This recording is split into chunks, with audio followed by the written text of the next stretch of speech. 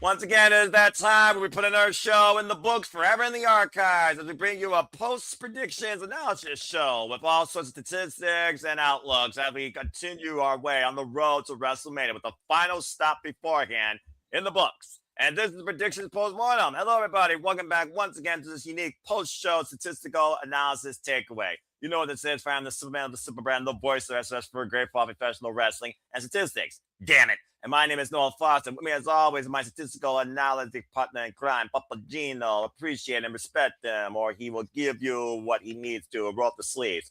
Again, thank you all for tuning in so much for Live on Demand. Please subscribe, comment, tell a friend. You want to dictate the conversation, super chat or PayPal of Passions, or let your thoughts be known in the chat on the X or whatever, or on Twitch.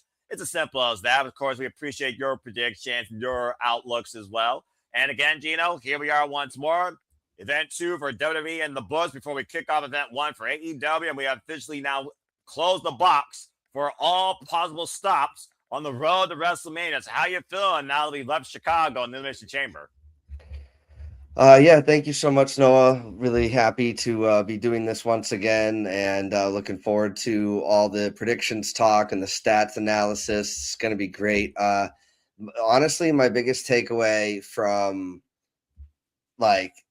last night was honestly that we've got 6+ weeks left until WrestleMania, which feels like an eternity in the modern WWE schedule. Right? However, I did have fun with the event last night, despite me once again, not being a top scorer in the league, and we will get to that. But it was fun. I do like the multi-person stuff because the possibility of it going either way is better. Then you have stuff that's super predictable, and you're just kind of waiting for it to be over, even if the content is good. So we'll get into all of that, but I had a fun time at the watch party last night. Me and my buddies get together and we watch it together. So it always brings more entertainment that way.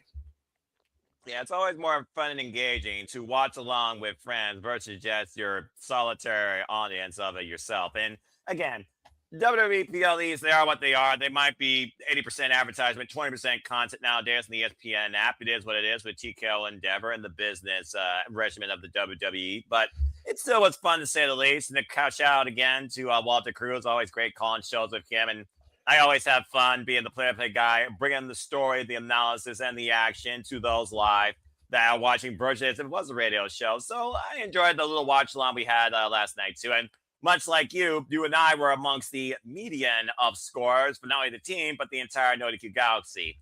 So I figured without further ado, let's get right into it. And here you go, folks, with the entire team NoDQ scope.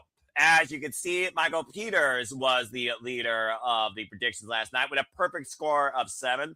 The overall average was about 5, as me and Gino legitimately tied both in score and in mind. This is going to be a weird one to say the least. And overall, pretty much it was kind of dynamic, primarily with the matches that mattered the most, which is what I appreciate. Because in my opinion, what should be the most polarizing is what the show's about. The show's called the Elimination Chamber. So if that's not dynamic analysis of thought, then WWE isn't doing something right. As far as the other stuff, predictability is never a bad thing. Damn it. One of my simple thoughts of wisdom for predictions, analysis in the professional wrestling landscape. But overall, there you see it, Gino. Mostly 6 and 5s across practically, and this was 20 people, by the way, this time in NoDQ, when Kaz actually remembered to fill out the form. He got the Royal Rumble, botch on his part. But overall, pretty much everybody did averagely well. And yeah, the Chambers, especially what happened on Friday Night SmackDown, certainly helped with adjusting people's dynamic mindsets.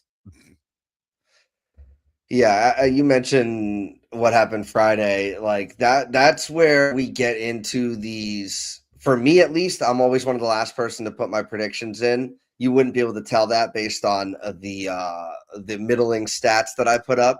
But I do feel like a lot can be gained from the knowledge of SmackDown and what happened. And we will get to that, particularly with one match was super affected on the night before. So, excuse me, just looking down to break this all down. There's some things that jump off the page at me stats wise, and then my brain starts going into, well, why this, why that.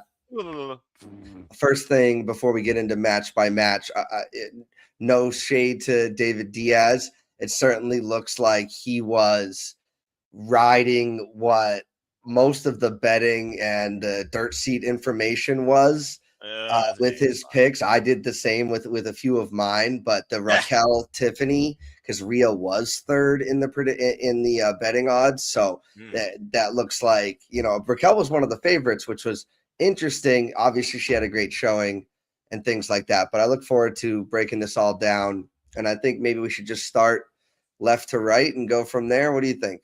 It works for me. I mean, again, like the Royal Rumble, it started with a chamber, it ended with a chamber, and then you had the middle ground. So yeah, let's go ahead and start with the more unanimous data, because as you can see, nobody gave Finn Balor a chance, considering right now the WrestleMania marquee is officially the OTC versus the best in the world. It was the only one, actually, that was probably the most unanimous across the entire 70-plus people that did the predictions this time, including Team No DQ. Only 2 people went with Finn Balor. No disrespect to Prince Devitt, former IWGP Junior Heavyweight Champion, original leader of Bullet Club, inaugural WWE Universal Champion, but the landscape right now in WWE does not have him booked to be the main event player. And in this day and age, the main event player, not named Roman Reigns, is CM Punk. There's no arguing that. So, in all fairness, you want to talk about predictability as a bad thing, this might have been the most obvious prediction so far this year in WWE. And it might be the most obvious prediction for the rest of the year, to be honest.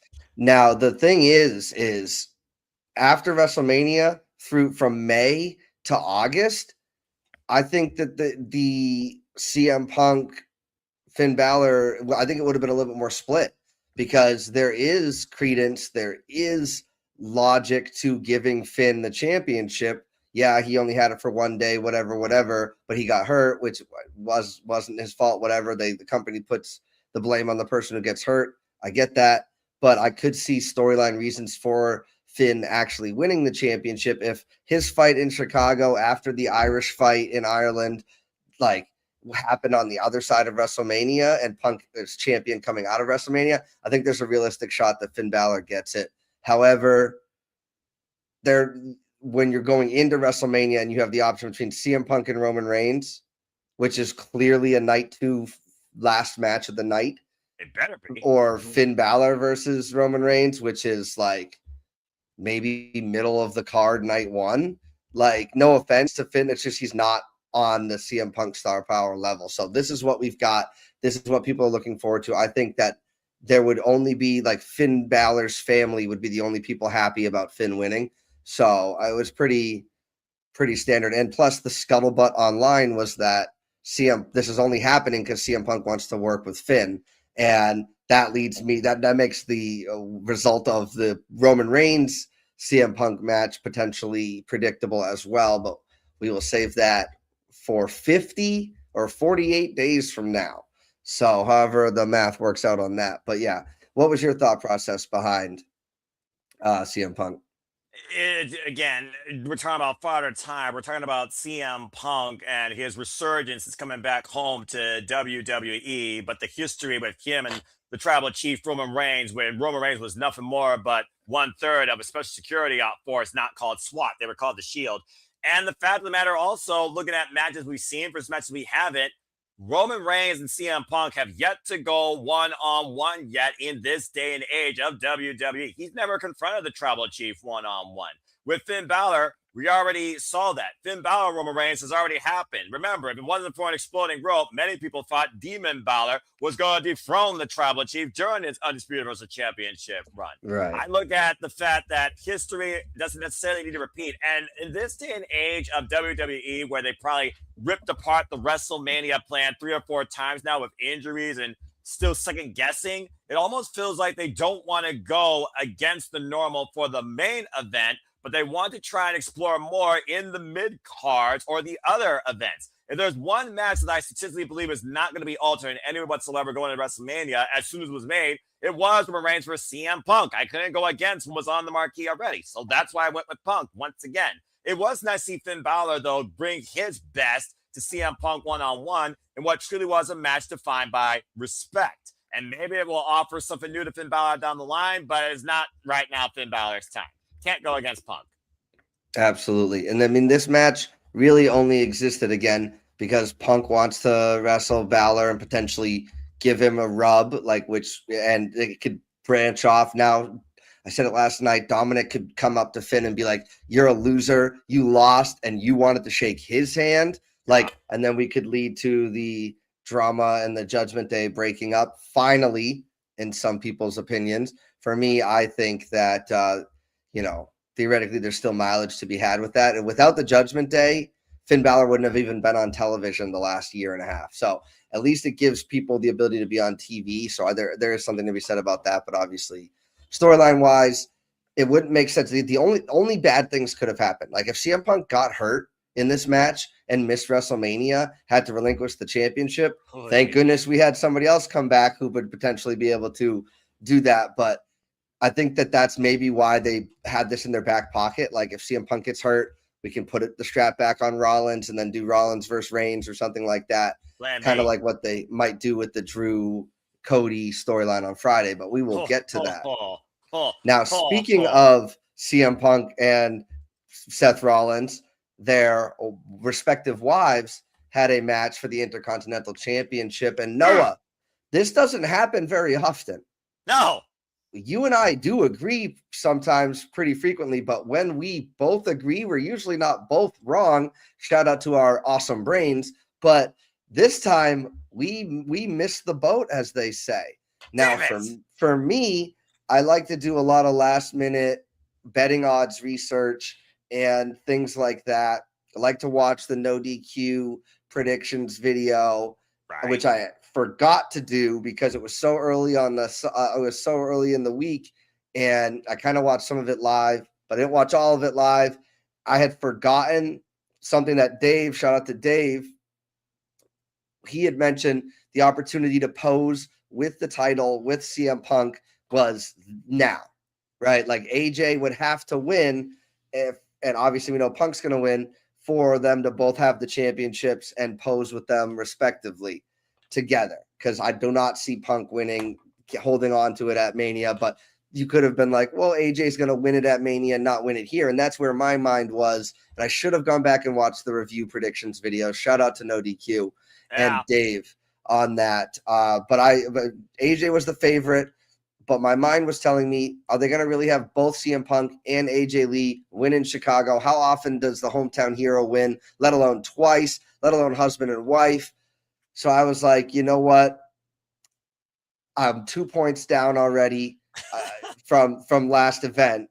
So I might as well try and go against the grain here because for all the information online available, they're going to have another match at WrestleMania.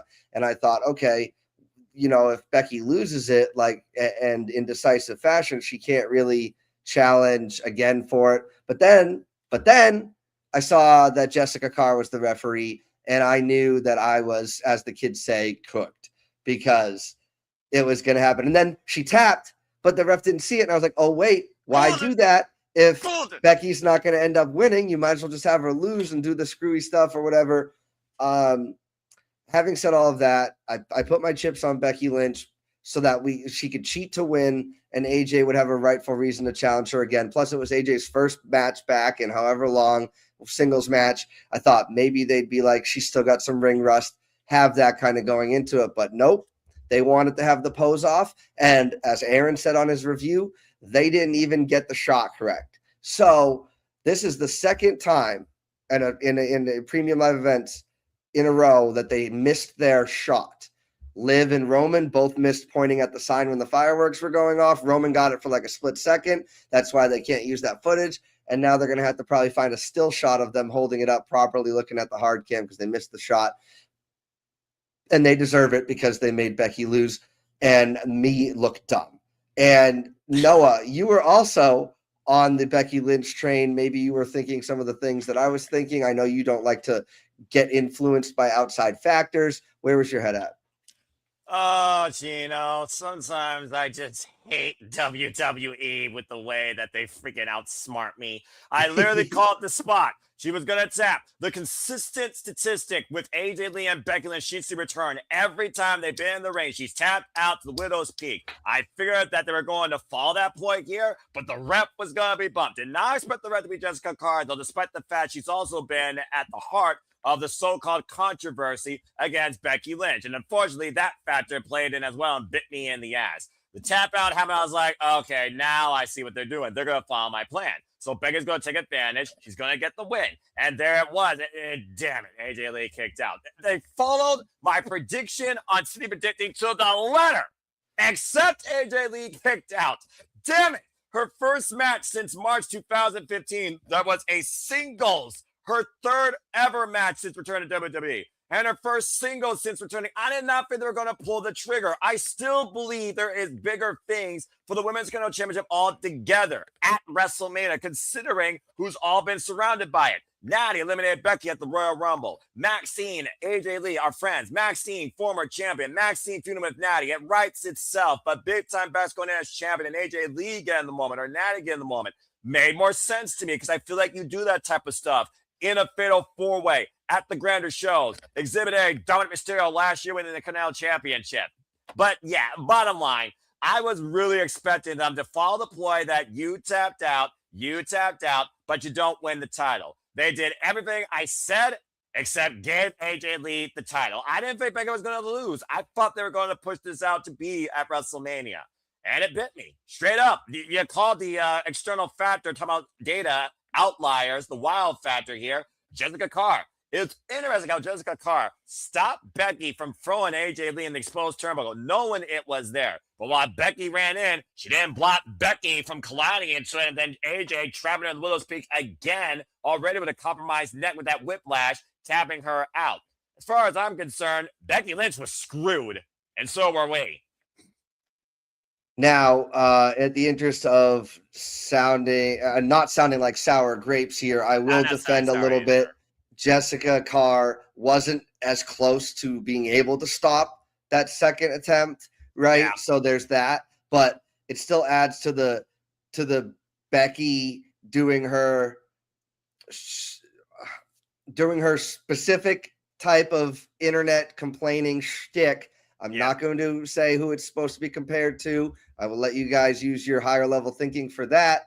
But she will find, even though she technically was screwed, but she wasn't, this is their way of saying she was screwed and she's going to go after it. She already posted that Jessica Carr, like you said, Jessica Carr stopped me from doing that, but didn't stop AJ from doing it and those types of things. So in all caps, so we know what that's similar to. Now they're going to use this as the way to get her the match. And I think Dave had a great point in the video and also in our chat room.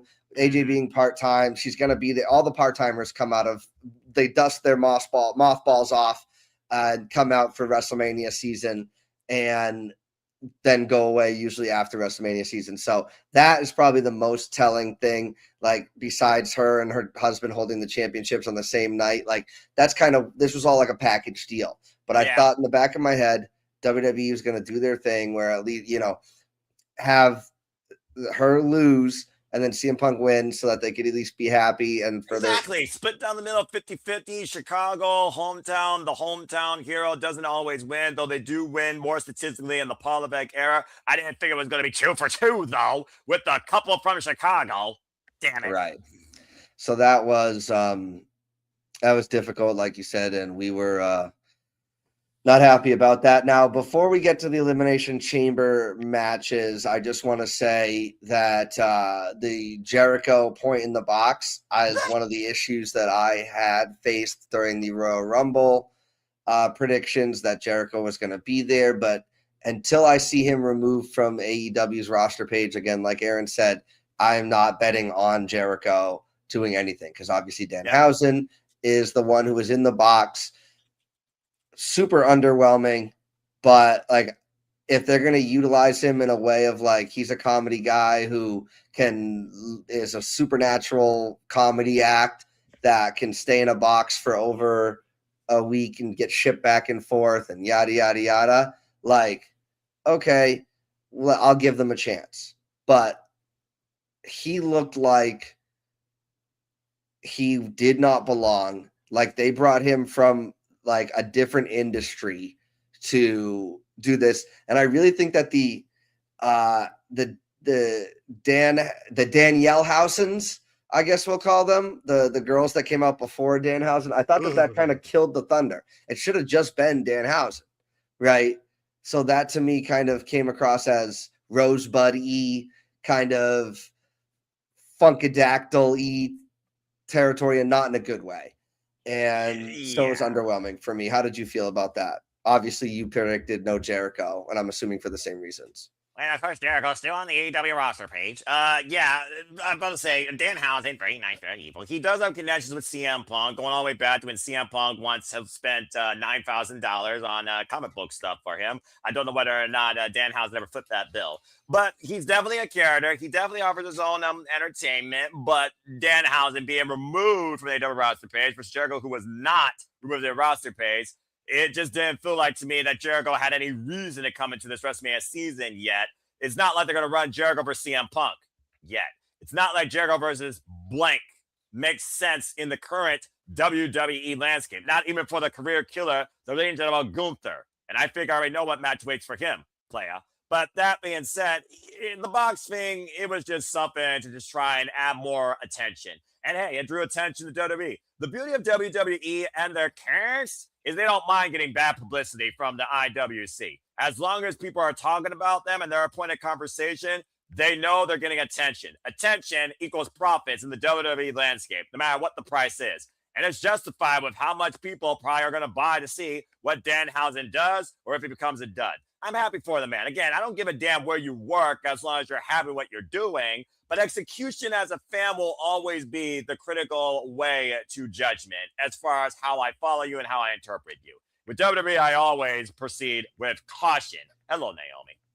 Good for Danhausen, but I knew there was no chance in hell of Chris Jericho showing up, or I might as well be singing Usher shirtless. Well, it's an interesting way to put that for sure. So we only had one person who guessed that incorrectly, Jerry Slaughter. He's probably still following the same mindset that I had, where it was like Jericho, it needs to be showing up sooner or later. But again, he's going to have to be removed from the roster page for me to, it's funny though. One of the people I was doing the watch party with was like, I heard Moxley's coming back to WWE. What if it's Mox? And I pulled up the AEW roster page, and this is on me as an AEW fan, but I had forgotten he's a current champion. So there ain't no way he's showing up at an event while he's the current champion for an AEW, not the champion. But I'm about to say, current champion, current face of the company in a way between the light and the dark, current trainer, current faction leader. Hey, isn't it ironic that the Vision somehow has turned to vapor, but the Death Riders are still alive and well with two of them as champions? I'm just saying. Yeah, Jon Moxley is not leaving AEW anytime soon unless there's a significant reason behind it. And right now, there is not one iota. He and Renee Paquette are extremely happy right now in their roles in AEW, and seems like they got more personality in their lives than ever, both in and out of the ring. Yeah, and the running joke with Moxley is like, if he's not getting color, he's not going to do it. And WWE is pretty anti that right now. So if Moxley's having fun doing those types of things, trying to rip people's earlobes off and syringes or whatever, drowning people, like, he's obviously going to stay where he's getting paid probably more than he would be in the WWE. But I do see him coming back eventually. It's just, like you said, not going to be any really time soon. But yeah, it would be a huge... I don't think he's got it in him to avoid a potential Hall of Fame or two Hall of Fame nods, one with the Shield and one as a solo competitor. So we'll have to see. Now, you had mentioned in the AJ Lee Becky Lynch discussion that WWE loves to prove us wrong.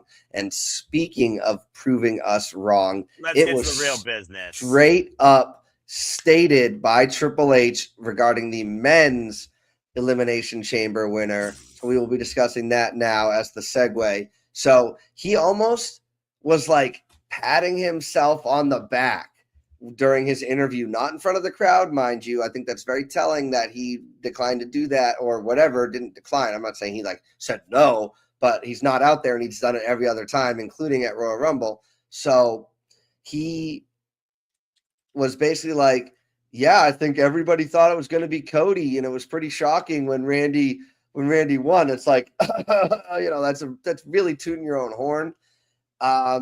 Going into it, looks like we both got this wrong again, but we did get the 1 point for Randy as our second choice. So, and having said that, we'll address when we get to the women's, but we were tied here again. All signs point to Cody Rhodes, right? Drew McIntyre has been screwing him left, right, and center, and accurate. We probably should have seen that being an ability to happen in this match as well, just due to the fact that that's kind of the story that they're telling. He's clearly trying to stop Cody from getting his match. And as was said on the review on Tuesday, I believe somebody super chatted it in, that they keep threatening Drew with these consequences, but they're not giving him consequences for breaking those things. Now, finally, They're giving him a consequence, and now he's going to potentially, probably, if I had to bet, lose the championship to Cody Rhodes on this Friday's SmackDown, and in some type of screwy fashion, which will then lead to him and Fatu and all of them getting in. Maybe even Fatu screws Drew, and then they go off and do their own thing, while Cody versus Randy could be a one-on-one match, especially if those seeds that were planted last night bloom before WrestleMania season into a heel turn with Cody Rhodes. Like when he comes out and he gets all fired up and he starts calling people the B word and he starts calling people out, like he feels less vanilla and it feels more natural for him, in my opinion. So I would love to see him as a heel. At this point in Randy's career, he's never going to be heel again. He could come out and RKO all the men, all the women, like CM Punk was saying last night. I got GTSs for Raquel. I got GTSs for everybody. Like Randy could GTS or could RKO every single person in the company, and he wouldn't get booed at all. So he's never going to be a heel again. So the opportunity to have this Cody Rhodes heel versus Randy face, which is a match we want to see. We did get it last year, but now we get it where it's not like, what was it, the King of the Ring tournament or something like that? King of the Ring. Yeah. So, and I think, or maybe that was against Gunther that Randy's shoulder was up during the pin or whatever. The first one where Gunther won the King of the Ring, went on to SummerSlam and beat Damian Priest. Yep, back to back in Saudi Arabia. There's a statistic for you. Randy Orton has been screwed. Mm-hmm. And I think that Randy's been saying things like, it's time for me to get my 15th title. It's time for me to get to my 15th title. Like, if Cody doesn't turn heel between now and WrestleMania, like, he will definitely turn heel after. And we might get the rematch of Cody and Orton at Backlash for the title in Tampa, which I will be going to. Already got my tickets, son. Good deal. And they weren't that expensive. I mean, $163 after the Ticketmaster fees for 200 level. That's not that's in an actual arena where the ring will be in the center, not at home plate when I'm in the outfield when I'm paying $360 like at Royal Rumble. But I digress. So yes, all the scuttlebutt online and all the signs in the storyline were pointing to Cody Rhodes. The betting odds were Cody Rhodes. I would have predicted LA Knight coming in, because if you watch my video, another cheap plug, Major Push Wrestling, I did about 2 weeks ago. Go check that out on my channel after this, of course. You'll see my dream matches for WrestleMania. Dream, obviously not that dream matches, because I'm not talking about people like Stone Cold and The Rock going at it one more time, anything like that. But I really thought that a Drew McIntyre versus LA Knight WWE Championship match could have stolen the show potentially and been a great one-on-one thing, and have Cody versus somebody else, Randy, because it doesn't need to be for the title. But go check that out, guys. I think you'll really like that. So I was thinking LA Knight, but the betting odds were too good on Cody and Randy, and the justification for it being Cody was obvious. The justification for it being Randy was, he keeps teasing us with he's going to win his 15th now, just like Sami Zayn keeps teasing us he's going to win his first. That doesn't mean they're going to win it, but it does mean that they're going to be in a potential title match sooner rather than later. So that's why I picked Randy as my number 2. Really regretting not flipping that, like it seems like Michael Peters and Cass both did.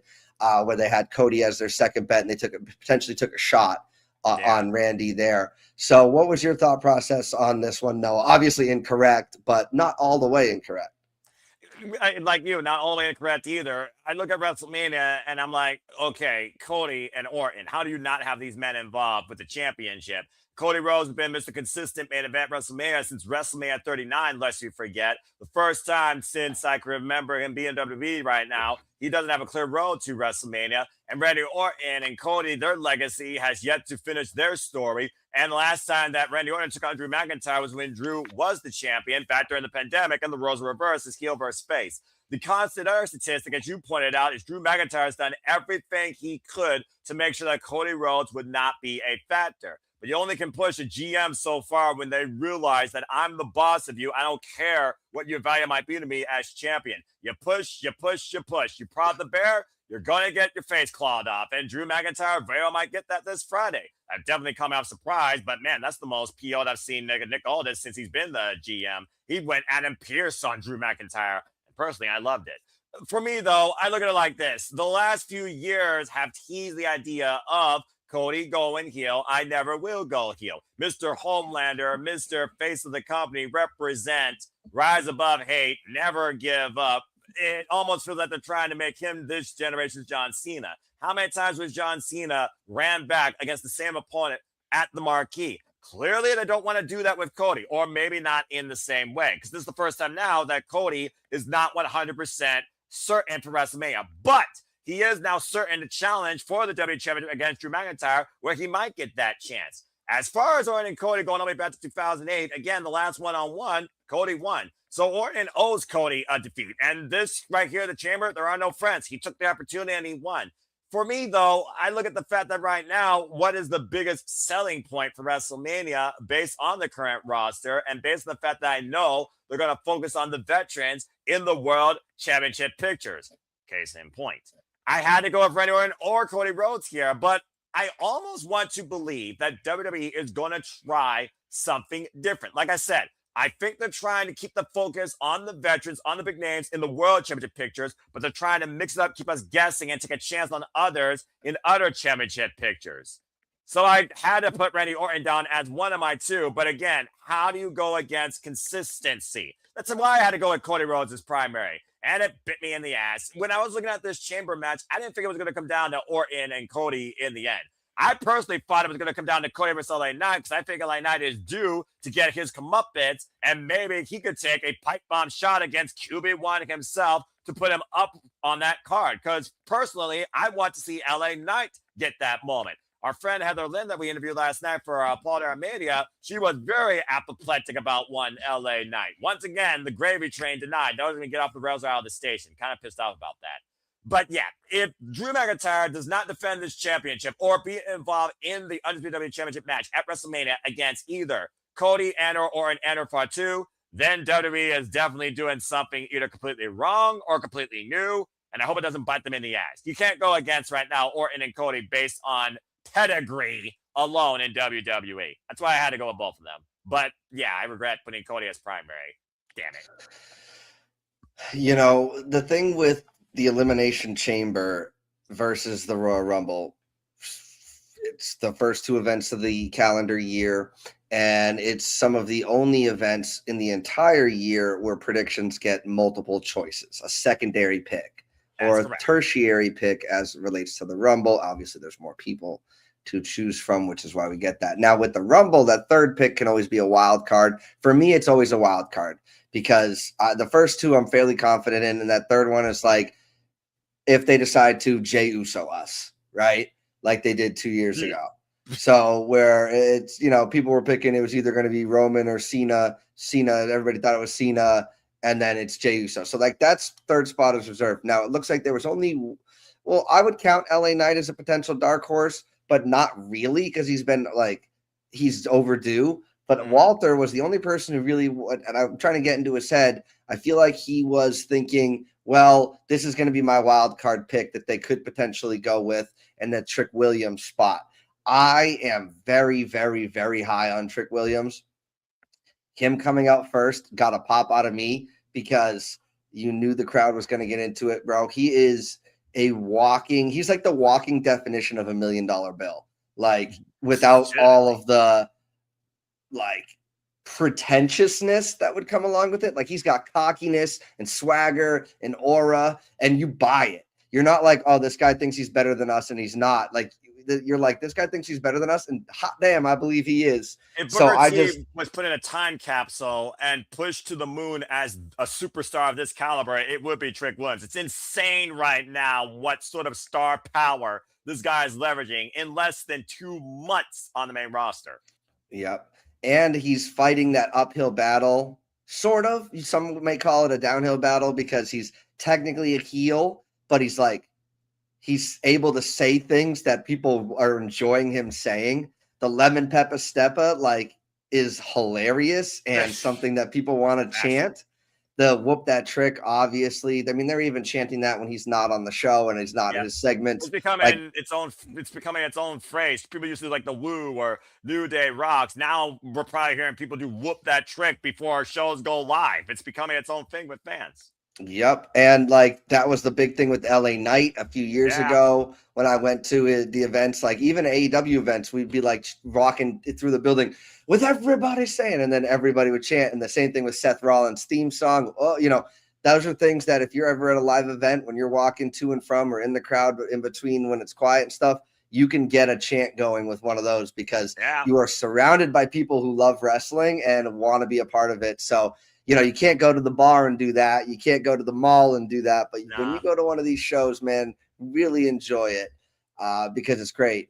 And with that said, one last thing about the kind of the WWE title picture as a whole. For me, Jacob Fatu has fallen off. He has. Like, what justification does he have for being in the title picture other than thinking that Drew is the one that took him out? But for what everything Drew has ever said since fans came back has been true. He hasn't lied to us once. He even when he had the opportunity to lie about CM Punk's injury, he said, "No, I prayed for it and it happened."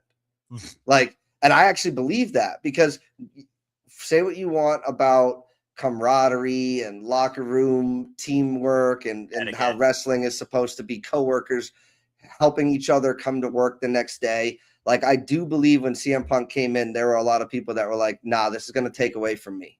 And that's what happens when somebody of that caliber comes in. They do take away from you. Do I think anybody's thinking they're going to lose time to Danhausen? Probably not, even though they will. But when you got a guy like CM Punk coming in, or a guy like Randy Orton coming back, or a guy like Jericho coming back, or a guy like even Edge coming back, you're going to kind of be pushed down that ladder. And with Jacob Fatu, he's just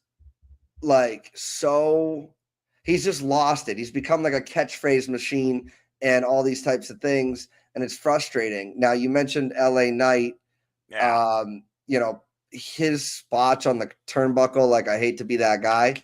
It was pretty bad. He's very lucky he didn't tear a knee ligament or something like that on the landing, but I don't blame him for slipping. Obviously that ring rope was slippery. He didn't just slip because he didn't have balance. He slipped because it was wet, because everybody's sweaty and they're touching the ropes. And Finn Balor also slipped and almost broke his neck. They made it seem like it was some type of kick, but no, he just fell and almost broke his neck in that same turnbuckle. So whatever they do, WWE needs to do a better job at conditioning. Maybe use in that part of the rope area, maybe a coarser material than just the slippery waterproof tape or something like that. I don't know. And again, we talk about before though, this business, you're always on the edge of a lightning bolt between disaster and perfection, and especially when you go high risk. But I also do think that they don't use the same ropes for every occasion. But clearly, these ropes were not fully up to conditions because it was a repeated thing. It's just also one of those things. Too. You know how I think about triple threats: buffer, fall person. If we get a fatal 4-way, it's buffer, fall person, extra. If this WWE Championship becomes a fatal 4-way match, I almost feel like Fatu is just the extra right now. Because to your point, he's got potential, but he's got no real build inside the story besides who done it. We already know the who done it when it came to the Masked Man, as we learned during the Men's Chamber, who's been the downfall of the division as Seth freaking Rollins returned. To your point, that freaking Men's Chamber broke down in a freaking hurry once Trick Williams and Jay Van Evans were bounced out of the picture, and they're the two newest superstars on the scene. Ironically enough, Jay Van Evans, nobody picked at all, and Logan Paul, well, that's a whole nother story in itself, because talk about changing the sub-tangent. I don't want to say you're in a spot that is a no-win, but just look at the spot, the Jey Uso spot. You talk about Jey Uso being the 2025 WTF. Logan Paul was in the Jey Uso spot. In my opinion, he had no chance of winning this. Great performance, but he had no chance of winning this. It's just one of those things right now where, environmental hazards aside, there is still a consistency to WWE that really keeps the predictions the way they go sometimes, and here it bit us. But I am glad that nobody was hurt. But yeah, Trick Williams, how is he bigger than Carmelo Hayes is beyond me. When you thought Carmelo Hayes was going to be the guy, and wow. And this guy's supposed to be a heel wearing some fur jacket, and he might be one of the most pompous babyface that people can't wait to get a picture next to at WWE World. And again, in the world of wrestling, do you boo heels anymore? No, you don't. It's the cool thing to cheer them now. It doesn't matter whether you're heel or face. We appeal to you based on either your character or what you do in the ring. And whatever Trick Williams is doing, he is right now becoming a favorite of the WWE Universe. And I am right there with him. I mean, we could talk about how Carmelo maybe isn't doing the best, even though he's a Boston guy. And, so naturally I gravitate towards that. But, the real true heels kind of are gone in this era, except for Miz and Gunther. And honestly, I cheer the Miz because I think he does great work, but I will be booing Gunther any chance I get. You know my history with John Cena, so he would be like, there's a personal bias behind that choice. Yeah. Otherwise, I'd be cheering him because you're gonna watch somebody who's gonna wrestle like a top 5 ranked WWE 2K player in the world, and Gunther is arguably a top 5 wrestler in the world right now. But like, you're trying to win. You're targeting specific body parts that your submission works to. You're rolling out of the ring when it suits you. You're doing these types of things that are very competitive and not just performative. So, and we're not too much longer on this, but I was talking about how Drew doesn't lie, and if he's saying he didn't attack Fatu, he didn't attack Fatu. So Fatu's really just inserting himself into this title picture with no real basis towards that. So I don't feel like he belongs there. I didn't think he belonged in the U.S. title picture either. Like, he's supposed to be this type of monster character, and I would love for him to not be as articulate and not be trying to talk so much and just be more action based. But at the end of the day, we could probably be getting Drew versus Aldis. He already pushed him a year ago, and Wade Barrett had to get involved. Or Sheamus, one of the two, had to get involved. Maybe it was both of them had to kind of get involved with that. Let's see. A year ago, Drew McIntyre pushed. It was Adam Pearce. I know where your family lives. And Wade Barrett saved Drew McIntyre from being fired. Wade Barrett, the voice of reason for Charlotte Flair and Drew McIntyre, who've blown a gasket this last year alone. You're not wrong. But yeah, also to that point, much like Jeff Meacham said, Nick Aldis never said that I'm done with the boots. Adam Pearce is fine in his current run, has no desire to get back in the ring ever again. He's part of WWE2K26. Congratulations, the former WWE World Champion. I would not rule out Nick Aldis versus Drew McIntyre happening either. And I would love to see that WrestleMania as a marquee. But again, do you do that because you just want to get the championship back to Cody? And do we need Cody going into WrestleMania again as champion to finally get Cody versus Orton? There's a lot of stuff for WrestleMania right now that's not cut and dry. And I hope the execution does pay off, but I would still proceed with caution right now, especially this Friday night. And again, Jey Uso mysteriously taken out Friday night. Jacob Fatu, apoplectic. Jacob Fatu taken out a few months ago.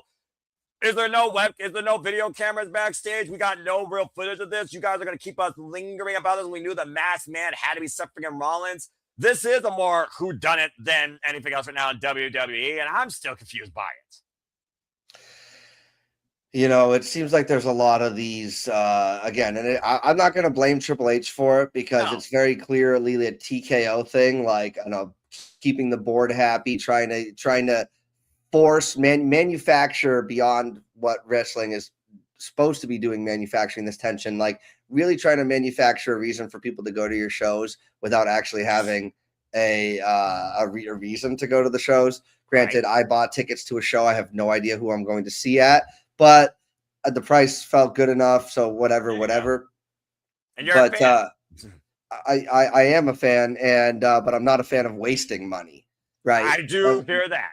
And one of those things where we talk about, they're doing stuff with CM Punk and AJ for a shout out to City by the Bay. He's one of the goats there. Damn Where right they're he is. doing a hometown crowd thing to appease the people in attendance more than, you could argue it's more appeasing for the people there than it is for the people watching. I know for me, I was, regardless of how good they wrestle, I was kind of just waiting for the CM Punk match to be over, just because we knew that it wasn't going to happen. Like, it just wasn't.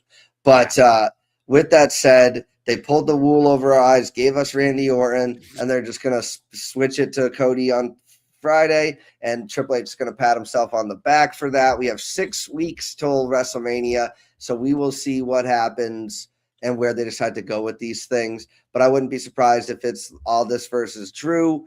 They have time to build that up. And he actually said on CVV, who's the top interviewer in the game, that he's not done.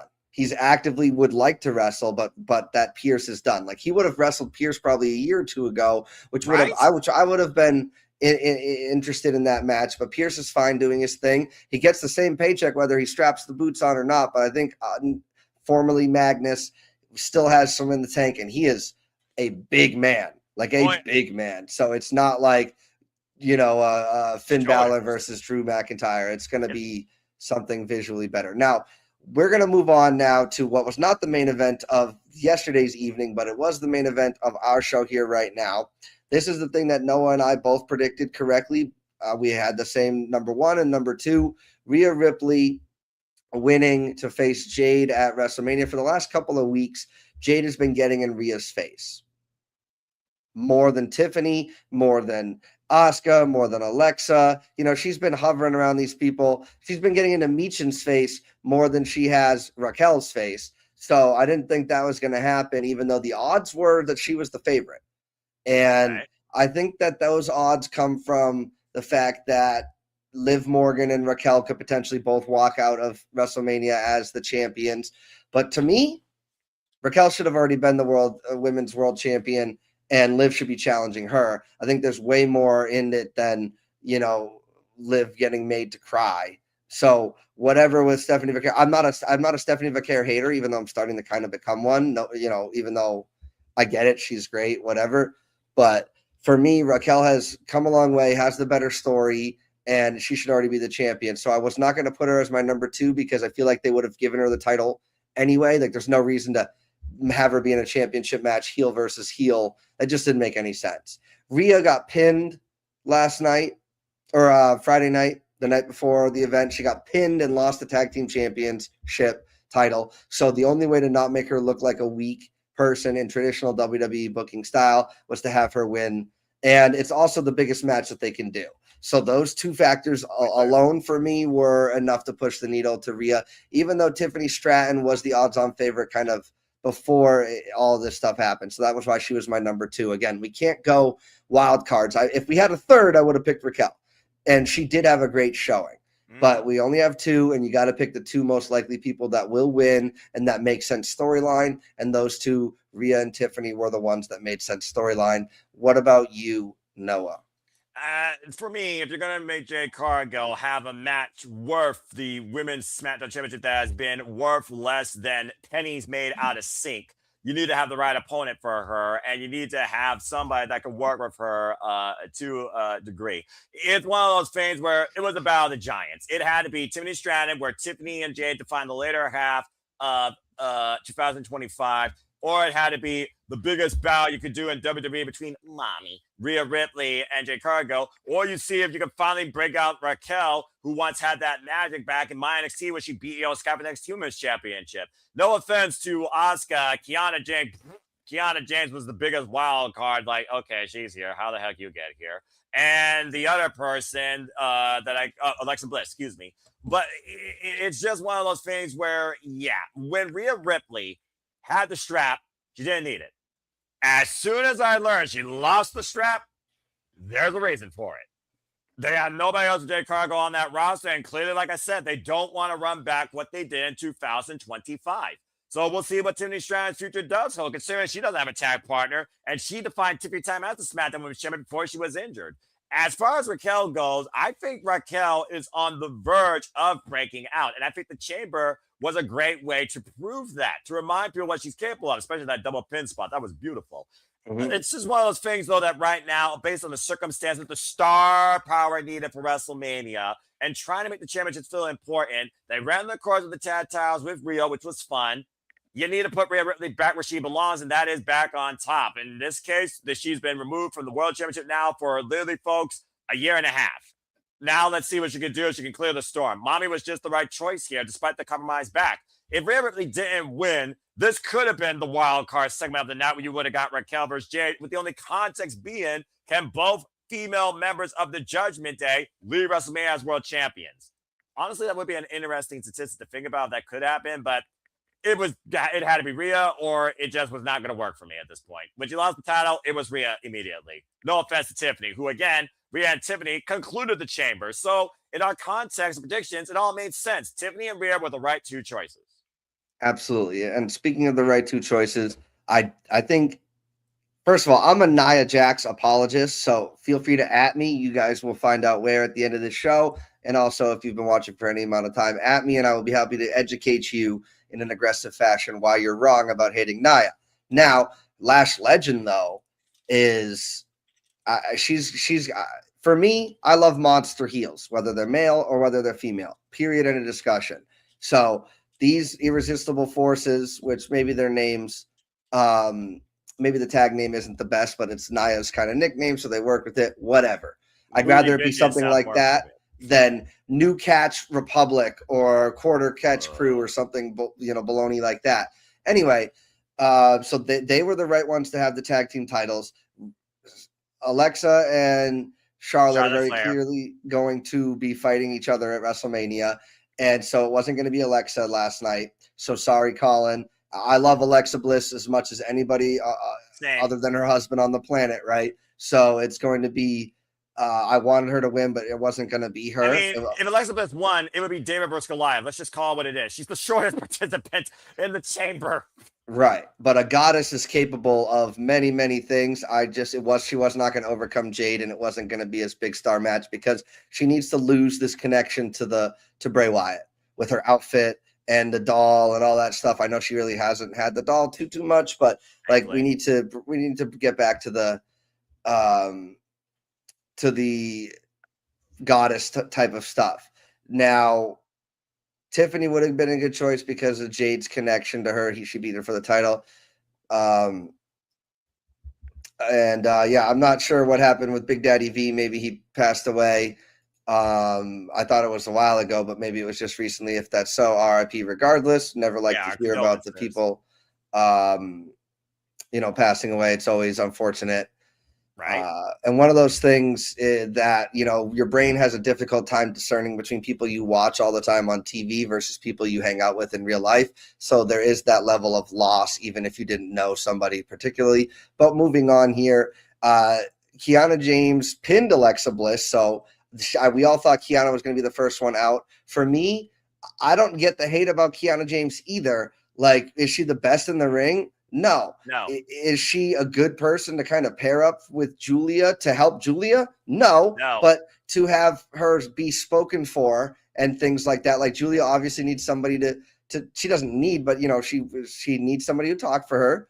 And Kiana James is got at least a gimmick of like, I'm a badass, like I'm this like boss, be like girl boss, whatever she's a type of character.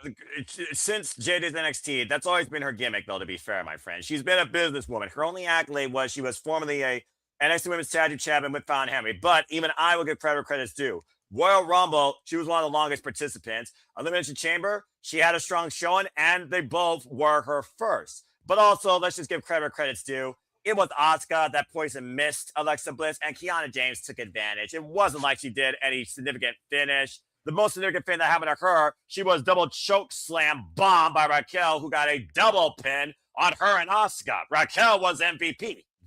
Absolutely. For sure, Raquel was MVP. And, one of those things that if she was the first person eliminated, then it would have been like, okay, like they really don't have any plans for her. They were just called her up. But clearly, you know, more than somebody like Kehlani Jordan, more than somebody like Jada Parker, like she actually has a gimmick enough and is good enough on the mic to speak for somebody who usually lets her wrestling do the talking in Julia, but they haven't really been booking Julia properly. And I don't think that that's Kiana's fault. I think that that's WWE's fault. And I'm just going to speak frankly, the hiring of Stephanie Vaquer's fault. I'm just going to call a spade a spade. I mean, you know what? JJ would echo your sentiment here because the problem was both Stephanie and Julia came in at the same time, but Stephanie got the rocket strapped to her, maybe for some of the simplistic reasons versus wrestling reasons. But nonetheless, she also has gotten English quite well, and she's just gotten more over with the audience. They did not put that same appeal into the booking of Julia, and it's bit Julia in the ass ever since coming up, in my opinion, prematurely from NXT when her and Roxanne assaulted Mommy Rhea Ripley and Io Sky, and we all saw how that all fell out. It's just one of those things right now that Julia is literally lost in the shuffle with a mid-card title that has no value since Chelsea Green lost it. And Chelsea Green's out injured, and she's still more over than Julia. And she's also still on television and taking bumps, mind you. Like Friday Night SmackDown, she took a bump, you know, different kind of bump, but, you know, a physical altercation or physical just spot is a bump. Championship. Who cares if she's injured? Give her the championship. It's and, the Chelsea belt.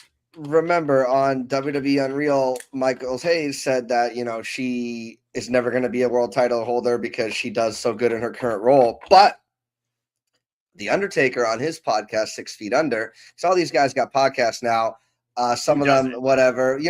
People want to listen to them talk, and we want to hear their opinions. Sometimes it's in interviews by being interviewed. Sometimes it's when they're interviewing other people. But he was interviewing Michael Hayes on his show, and Undertaker's like, I'm just going to put in my 2 cents. And he was very calm about it. He's like, I think she's got all the tools. I think she's an it. She's got the it factor. I think if she has a little bit more of a mean streak, she could be a top player. And she could because her gimmick works as this presidential person, whether she's from Canada or not. Like, it's a good gimmick, and a good gimmick goes a long way with talent. And granted, I'm still upset at The Undertaker for suggesting that Gunther needs to be more cowardly. And I think that led to him eventually tapping out to Jey Uso, and that kind of all borderline ruined his character. And that same person with a ruined character retired John Cena. And then I say he's killing careers, but he really only killed AJ's career because the other guys were retiring, whether or not Gunther beat them. So it really doesn't matter. Yada, yada, yada. Yeah. But, you know, The Undertaker called them out on that. So that was good. Just much to your point, though, you know, Mr. Doot, and, you know, the dead man, now the gatekeeper of the Hall of Fame. Everyone's entitled to their opinions. We don't have to agree with all of them, but there are some logic and sound arguments. And then there's other, like, you know, observations or opinions that I'm like, why the hell are you thinking like this? And yeah, with Gunther, he lost to Jay, he lost to Punk, he took a hiatus, he came back, he beat John Cena, he smiles and laughs now that he's the career killer. The Ranger, now the career killer.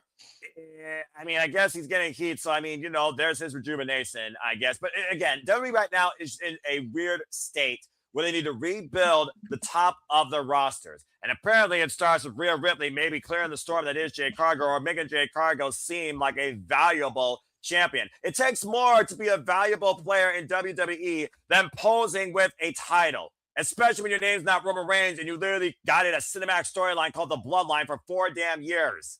Seriously. They have too many players in the wrong spots, and they have too many titles in the right spots not being used correctly. Oh, they got too many titles altogether. That's a whole different conversation. To your point, City, there are 10 titles, and yes, there are 3 mid-card titles. Stay tuned for our AEW Revolution predictions post-mortem. I'll talk more about that, where most of those titles are likely to be defended.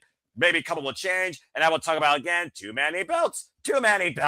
But nonetheless, this is a reset, I think, for the women's division. If Rhea goes back to being a singles star. But again, compromise back. Damn woman walked off the top of the chamber and plowed with a freaking swanton bomb to help double team Raquel with Tiffany Stratton's period moves on ever to eliminate Raquel. I'm just saying.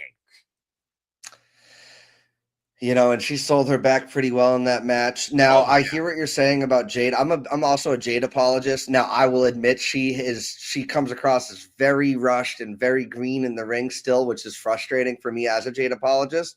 But Thank Roman you. Reigns, we have to remember that Roman Reigns is the only reason he was able to hold the title for so long was because he would cheat to win and not give people rematches, and everybody just acted like he wasn't cheating to win, and it was frustrating for me. Yes, it was the best storyline going, and he needed to hold the title, but like people still say he was burying half the roster and he was cheating to win. So you might as well just have him win clean if people are already going to think he's burying the roster anyway. But I digress. It was still something that wrestling would not be the same it is right now, or arguably as popular coming out of the pandemic without Roman Reigns and his ability to talk during his matches when there was silence in the arenas because people weren't there cheering live. So good on him.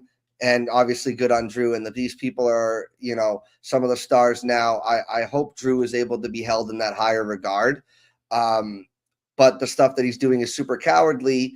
But at the same time, he's just, it feels like turnabout's fair play. Y'all had the championship and y'all were dastardly screwing me over. So I'm going to do the same to y'all now that I'm champion. So at least there's long-term-ish storytelling there. Continuity is the word you're looking for. And Yep. to your point, from the fighting champion to the cowardly champion, from A to B, it's definitely a contrast here. And Drew McIntyre is going to do anything he effing wants to make sure he holds on to this title. Now he's facing Cody on Friday. Who knows what the man's going to do? Hopefully he doesn't try and claymore Cody Rhodes' head for a television on the announce table.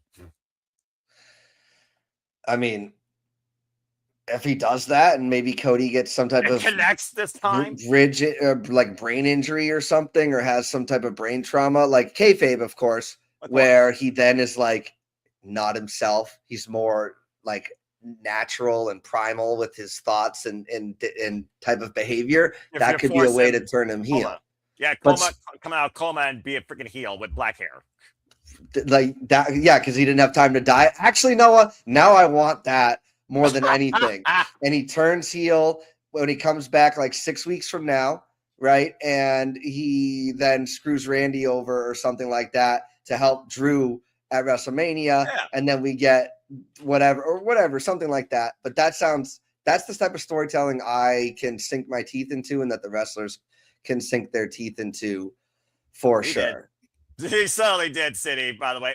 And again, character reinvention is how you continue forward in this business. Case in point, Chris Jericho. But sometimes some gimmicks are better off forgotten. But yeah, what pushes Cody to the point of no return, he finally goes heel. That's when the audience will turn around on Cody Rhodes. Because I do think people are tired of seeing QB1 always at center of the field, controlling the game. You know what happened when QB1, Patrick Mahomes, and Mr. Lane actually tried to control the game? They both lost the biggest game of the year. I'm just saying. Sometimes you literally think you're above everybody because you feel you have to be above everybody, and it bites you in the ass. Maybe Cody Rhodes is finally getting a piece of humble pie, and maybe Friday will be the death note to that if we're fortunate.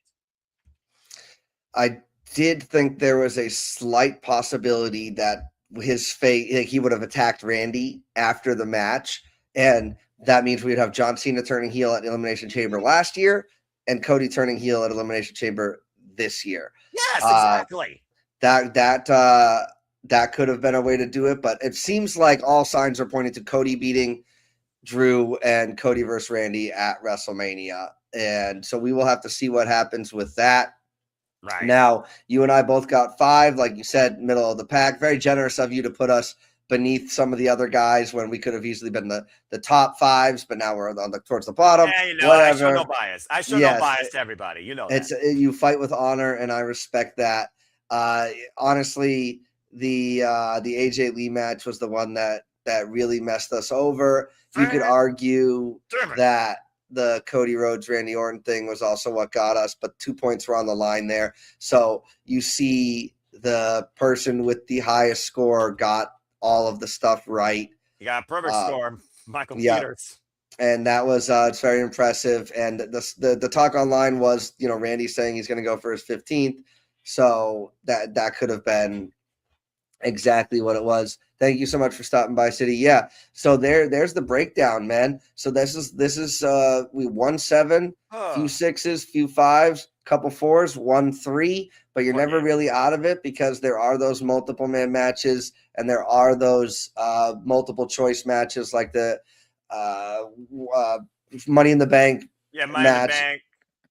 And potentially Survivor Series things, War Games with who starts the matches, things like that. So we have plenty of, you're never really out of it until about, towards later in the year. So let's see how it all breaks down. So yes, let's go ahead and take a look at the leaderboards now. As we are 2 events in the WWE Elite 2026, the High Rollers in the red, and the rest of the people are in the gray. And right now, Aaron Riff is in first place, followed by Caitlin, me, and Steve-O tied for second. Dwayne, Uthman, TJS in third with 14. Gino, you're just outside the top 3 score brackets with 13 with your buddy Gilbert. So again, it's still a very tight race. You see 1 point gaps all the way down the line. Of course, shout out to the 40+ you in the Galaxy, as right now Rob Grieg is holding things down in first place also with 16. So the Galaxy and the team are right now at the same high overall. And again, good luck to everybody. I hope they continue simply predicting. As of course, WWE, we now go to the show with the most matches of the year because it's 2 nights and it's the biggest show of the year, WrestleMania 42, headlined by this. Lord help us. Absolutely. And we've been doing these on Sundays after the one-night events. Obviously, we will not be doing this on Sunday after WrestleMania. So catch us that Monday after WrestleMania. Thank you to everybody watching live or on demand. We really appreciate it. Thank you to everybody who's in the Predictions League. We couldn't do this without you guys. Thank you to Noah, because we actually couldn't do this without Noah. So thank you to everybody. You're giving us fun things to talk about. Thank you to everybody who showed up in the chat. And don't forget to leave your comments in the comment section below, whether on Noah's video, go check him out on his channel. We'll do our plugs in a second. Or whether you're at my channel, don't forget to give us likes and subscribe. It really means a lot to us. And share to us, did it go the way you thought? How would have your predictions broken down if you were in the league and aren't right now? It's still not too late to get in for the non-money portion of the league. So all of these types of things are open, guys. And we really appreciate your support and viewership. It's why we do this. Damn right. For the love of professional wrestling, statistical analysis, post-show outlooks, and again, simply predict. Of course, I simply predict for WWE, NXT, TNA, ROH, possibly AEW, and we even got a GCW league going. Of course, we'll be back with predictions Post-Mortem for the first installment of AEW, because we all want to see what's next for our scumbag, along with some other stuff, and talk about 2 main titles. Again, in AEW, different conversation. Stay tuned, post AEW Revolution, folks, and of course, NXT. And Gino and I will think about it. We'll think about it for you. Vengeance Day, of course, kicks off the NXT league. And of course, again, WWE, WrestleMania 42. Buckle up, everybody. And TNA, of course, if you're part of that league, sacrifice the next event bout on there. And stay tuned with JJ and the GCW Collective for the next event of the GCW league. But again, keep following along with us for all the post-show analysis, statistical breakdown, and of course, at the end of the day, just have fun simply predicting. Absolutely. So we'll go around and do our plugs. Again, you can catch me on my channel, PapaGino0017 on YouTube. Technically, the @ is at YT-PapaGino0017. For the time being, I'm working on getting it switched. I had an account made when I was like freaking 14 years ago where I posted a video about egg whites, and that has my true @ PapaGino0017. So I'm working on switching the ats around. So just come out to just put in PapaGino0017 on the YouTube search bar, and you'll find this lovely face talking wrestling, talking predictions, playing Rocket League, talking movies, doing a bunch of fun stuff. I really appreciate it. And also on the No DQ review, shout out to the No DQ family and the reason that Noah and I even know each other. So thank you so much for that. It's a lot of no's. Gino, Noah, No DQ. We are the No family. So Noah, where can the people find you if they're not already watching? Say no to negativity with that form of no, folks. But that being said, if they want to find me, I'm not that social. I'm introverted, but I'm not that hard to find if you want to be part of predictions or discussions. And Fox 916 on the X and on YouTube, primarily, where, of course, I am nothing more but a simple man and a lifelong fan of professional wrestling. Damn it. Again, we do these post-show analysis, predictions post-mortem. I, of course, host the moderated conversation of predictions. For City Predicting. Again, this week coming up is City Predicting NXT Vengeance Day. The following week is AEW Revolution. and we'll be covering those shows. Of course, I am the lead play-by-play voice of the Super Reliable Studios. If you haven't already, follow Super Reliable Studios, follow all of our affiliates, of course, and you can also follow along with all of our updates at SR Studios 2024. If you haven't already, please keep following along with us with the reviews of the incredible talent for Mania, the all-women showcase to kick off the entire festivities of WrestleMania week that Wednesday. And our interviews will culminate with Izzy Moreno on April 4th, as well as in San Antonio the following week. So again, stay tuned each Saturday if you can for further details on who we interview from Mania. Again, shout out to Heather Lynn, who we just interviewed last night, the ring announcer for the promotion. Of course, you all can still get your tickets for this incredible all-women's wrestling showcase. That is Mania. You can find it at Everbright. There will be a link in the description down below. I have a playlist of all the interviews we've done so far, as well as a link to Ed San Antonio, the promoter, as well as the Mania Everbright site. So again, if you're in the Las Vegas area or you want to look for some all-women's wrestling that covers all facets of women in wrestling, please check out Mania during WrestleMania week. But as always, I'd like to conclude when it comes to my outlook on all things wrestling too. There are no winners, there are no losers, there are no betters, just fans with opinions for this passion we all share. At the end of the day, folks, support one another, respect each other, protect your mentality too. Treasure your families and gesture of life, and enjoy professional wrestling. It's truly as simple as that. Yep. Thank you so much again, guys, for watching. From Gino, from Noah, or G-Noah, the No Guys, whatever you want to say. We really appreciate it so much. And as always, we'll catch you on the next one. Bye-bye. Have a good day, folks. And again, the Elimination Chamber is officially filed away for 2026. We'll see you for Revolution and then WrestleMania. But in the meantime, goodbye.